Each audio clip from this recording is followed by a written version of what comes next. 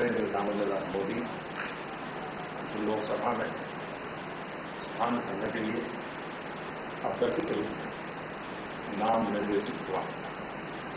ईश्वर की शपथ लेता सत्यनिष्ठा से प्रतिज्ञा करता हूं कि मैं विधि द्वारा स्थापित भारत के संविधान प्रति सच्ची श्रद्धा और निष्ठा करूंगा और मैं भारत की प्रभुता और अखंडता अक्षुण्ण रखूंगा।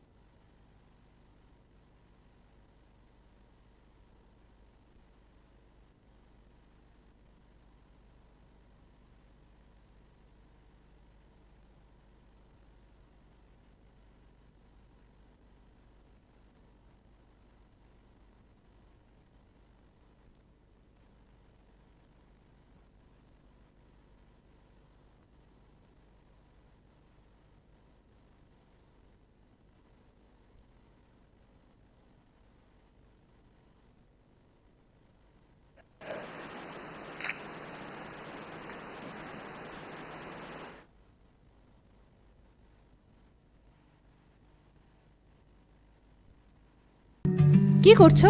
এই ভাবছি আমাদের ইন্টারনেট সার্ভিস প্রোভাইডার চেঞ্জ করব। মাসে মাসে এত টাকা খরচ যাচ্ছে, নেট স্পিড অত্যন্ত কম, সমস্যা হলে